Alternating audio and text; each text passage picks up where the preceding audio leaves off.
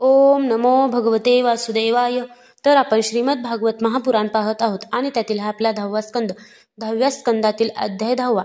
10व्या अध्यायामध्ये आपण यमलार्जुनांचा उद्धार पाहणार आहोत. राजाने विचारले, भगवन, आपण मला हे सांगा की नलकुबर आणि मणिग्रीव यांना शाप का मिळाला? त्यांनी असे कोणते निंद्य कर्म केले होते की ज्यामुळे देवर्षींनाही क्रोध आला होता? श्री शुकाचार्य म्हणाले, नलकुबर आणि मणिग्रीव हे दोघे कुबेराचे पुत्र होते. ते रुद्राचे गण असूनही त्यांचा गर्व वाढतच होत गेला. एके दिवशी ते दोघेजण मंदाकिनी नदीच्या तटावर कैलास पर्वताच्या रमणीय उपवनामध्ये वारुणी मदिरा पिऊन मदोन्मत्त झाले होते. नशेमुळे त्यांचे डोळे भिरभिरत होते. पुष्कळ स्त्रिया त्यांच्याबरोबर गाणे बजावणे करीत होत्या आणि ते फुलांनी लहडलेल्या वनामध्ये त्यांच्याबरोबर विहार करीत होते. त्यावेळी कमळांच्या ताटव्यांनी शोभणाऱ्या गंगेमध्ये स्त्रियांसह शिरून हत्ती जसे जलक्रीडा करतात त्याप्रमाणेच ते जलक्रीडा करू लागले. परीक्षिता, कर्मधर्म संयोगाने देवर्षी नारदांनी त्यांना पाहून ते उन्मत्त झाले आहेत हे जाणले. नारदांना पाहून विवस्त्र अप्सरा लाजल्या. शापाच्या भीतीने त्यांनी ताबडतोब कपडे परिधान केले, परंतु त्या नग्न यक्षांनी मात्र नाही. जेव्हा देवर्षी नारदांनी पाहिले की ते देवपुत्र असून सुद्धा ऐश्वर्यमदाने आंधळे आणि मदिरापान करून उन्मत्त झाले आहेत, तेव्हा नारदांनी त्यांच्यावर कृपा करण्यासाठी त्यांना शाप देत म्हटले. नारद म्हणाले, जे लोक प्रिय विषयांचे सेवन करतात त्यांच्या बुद्धीला बिघडवणारा महत्वाचा दोष म्हणजे संपत्तीची नशा, रजोगुणी कर्मे आणि कुलीनता इत्यादींचा अभिमानसुद्धा त्यापेक्षा अधिक बुद्धिभ्रंश करणारा नाही. कारण संपत्तीच्या पाठोपाठ स्त्री, जुगार आणि मद्यही असतातच. श्रीमदाने अंध होऊन इंद्रियांचे गुलाम झालेले क्रूर पुरुष आपल्या नाशवान शरीराला अजरामर समजून आपल्याच सारख्या देहधारी पशूंची हत्या करतात. ज्या शरीराला भूदेव, नरदेव, देव इत्यादी नावांनी संबोधले जाते त्याची शेवटी काय अवस्था होते? त्यात किडे पडतात. पशुपक्ष्यांनी खाऊन ज्या शरीराला भूदेव, नरदेव, देव इत्यादी नावांनी संबोधले जाते त्याची शेवटी काय अवस्था होते? त्यात किडे पडतात. पशुपक्ष्यांनी खाऊन त्याची विष्ठा बनते किंवा ते जळून राखेचा ढीग होते. त्याच शरीरासाठी प्राण्यांशी द्रोह करण्यामध्ये मनुष्याला कोणता स्वार्थ वाटतो? असे केल्याने शेवटी नरकाचीच प्राप्ती व्हायची. हे शरीर कोणाची संपत्ती आहे ते सांगा तर खरे. अन्न देऊन पालनपोषण करणाऱ्याची आहे की गर्भधान करणाऱ्या पित्याची? हे शरीर त्याला 9 महिने पोटात बाळगणाऱ्या मातेचे आहे की तिच्याही आई वडिलांचे? जो बलवान पुरुष बळजबरीने यांच्याकडून काम करून घेतो त्याचे की पैसे देऊन खरेदी करणाऱ्यांचे? हे जाळणाऱ्या आगीचे आहे की त्याला खाऊ इच्छिणाऱ्या कोल्ह्या कुत्र्यांचे? हे शरीर प्रकृतीपासून उत्पन्न होऊन ती मध्येच सामावून जाणारी एक सामान्य वस्तू आहे. अशा स्थितीत मूर्खाशिवाय दुसरा कोण बुद्धिमान मनुष्य याला आपला आत्मा मानून त्याच्यासाठी दुसऱ्यांचे प्राण घेईल? जो उन्मत्त श्रीमदाने आंधळा झालेला आहे त्याला दृष्टी येण्यासाठी दारिद्र्य हेच सर्वात प्रभावी अंजन आहे. कारण दरिद्री मनुष्यच इतरांना आपल्यासारखे मानतो. ज्याच्या शरीराला एकदा काटा टोचलेला असतो तो कोणत्याही प्राण्याला असा काटा टोचू नये असे मानतो. कारण आपल्याला झालेल्या पीडेवरून दुसऱ्या जीवाला सुद्धा असेच दुःख होते हे त्याला कळते. परंतु ज्याला कधी काटा टोचलाच नाही तो त्या दुःखाची काय कल्पना करणार? दरिद्राला गर्व असत नाही. सर्व प्रकारच्या मदांपासून तो दूर असतो. उलट दैववशात त्याला जो त्रास सोसावा लागतो तीच त्याच्यासाठी मोठी तपश्चर्या असते. ज्याला रोजच्या भोजनाची मारामार असते, भुकेने ज्याचे शरीर दुबळे झालेले असते, त्या दरिद्री माणसाची इंद्रिये सुद्धा असक्त झालेली असतात आणि त्यामुळे भोगांसाठी तो दुसऱ्या प्राण्यांना दुःख देत नाही. अशा रीतीने तो हिंसेपासून परावृत्त होतो. साधू पुरुष जरी समदर्शी असले तरी सुद्धा त्यांचा सहवास दरिद्री माणसांना सुलभ आहे, कारण त्याचे भोग तर अगोदरच सुटलेले असतात. आता संतांच्या संगतीने त्याची लालसा सुद्धा नाहीशी होते आणि लवकरच त्याचे अंतःकरण शुद्ध होते. ज्या महात्म्यांच्या चित्तामध्ये सर्वाबद्दल समभाव आहे, जे भक्त भगवंताच्या चरणीच लीन असतात, त्यांना दुर्गुणांची खाण असणाऱ्या आणि धनाच्या मदाने उन्मत्त झालेल्या दुष्टांशी काय कर्तव्य आहे, त्यांची उपेक्षा करणेच योग्य. हे दोन्ही यक्ष वारुणी मदिरेचे पान करून उन्मत्त आणि धनाच्या मदाने आंधळे झाले आहेत.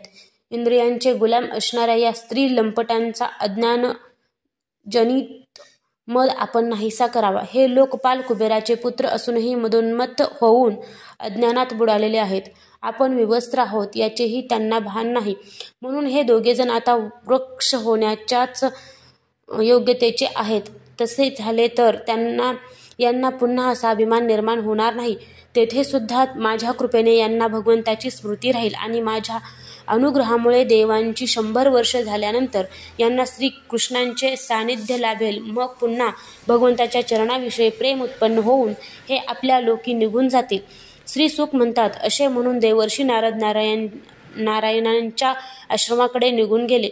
नलकुबर आणि मणिग्रीव हे दोघे एकाच वेळी अर्जुन वृक्ष होऊन यमलार्जुन नावाने प्रसिद्ध झाले. आपल्या परमभक्त देवर्षी नारदांचे वचन सत्य करण्यासाठी श्रीकृष्ण हळूहळू उखळ ओढीत जेथे यमलार्जुन वृक्ष होते तिकडे जाऊ लागले. भगवंतांनी विचार केला की देवर्षी नारद मला अत्यंत प्रिय आहेत आणि हे दोघेजण सुद्धा माझा भक्त कुबेर यांचे पुत्र आहेत. म्हणून महात्मा नारद जे म्हणाले ते मी तसेच सत्य करेन. असा विचार करून श्रीकृष्ण दोन्ही वृक्षांच्या मधून निघाले. ते तेथून बाहेर पडले, परंतु उखळ मात्र तिरपे होऊन अडकून बसले. कमरेला दोरी बांधलेल्या त्या मुलाने आपल्या पाठीशी असलेल्या उखळाला जोराने ओढले, मात्र तोच झाडांची सर्व मुळे उखडली गेली. सर्व बलविक्रमांचे केंद्र जे भगवान, त्यांचा थोडासा धक्का लागताच झाडांच्या फांद्या, खोडे, डहाळ्या आणि पाने यांचा थरकाप होऊन दोन्ही वृक्ष जोराने कडकडाट करीत जमिनीवर कोसळले. त्या दोन्ही वृक्षांमधून अग्निप्रमाणे तेजस्वी असे 2 सिद्ध पुरुष बाहेर पडले. त्यांच्या चमकणाऱ्या कांतीने दिशा उजळून निघाल्या. त्यांनी सर्व लोकांचे स्वामी भगवान श्रीकृष्णांच्या जवळ येऊन त्यांच्या चरणावर डोके टेकून नमस्कार केला आणि हात जोडून शुद्ध हृदयाने ते त्यांची स्तुती करू लागले. ते म्हणाले, हे महायोगेश्वर श्रीकृष्ण, आपण प्रकृतीच्या पलीकडील पुरुषोत्तम आहात. हे व्यक्त आणि अव्यक्त संपूर्ण विश्व आपलेच रूप आहे असे वेदवेत्ते जाणतात. आपण सर्व प्राण्यांचे शरीर, प्राण, अंतःकरण आणि इंद्रियांचे स्वामी आहात. आपण सर्व शक्तिमान, काल, सर्व व्यापक तसेच अविनाशी ईश्वर आहात. आपणच महतत्व आणि सत्गुण, रजोगुण व तमोगुण रूप सूक्ष्म प्रकृती आहात. आपणच समस्त स्थूल आणि सूक्ष्म शरीरांची कर्मे, भाव, धर्म आणि सत्तेला जाणणारे सर्वांचे साक्षी परमात्मा आहात. वृत्तींनी ग्रहण केल्या जाणाऱ्या प्रकृतीचे गुण आणि विकारांचे द्वारा आपले ज्ञान होऊ शकत नाही. स्थूल आणि सूक्ष्म शरीराच्या आवरणाने झाकला गेलेला कोणता मनुष्य त्याच्याही आधीपासून असलेला आपल्याला जाणू शकेन. सर्व प्रपंचाच्या निर्मात्या त्या तुम्हा भगवान वासुदेवांना आम्ही नमस्कार करीत आहोत. हे प्रभो, आपल्याद्वारा प्रकाशित होणाऱ्या गुणांनीच ज्यांनी आपले महात्म्य लपवून ठेवले आहे त्या परब्रह्म स्वरूपाला आम्ही नमस्कार करीत आहोत.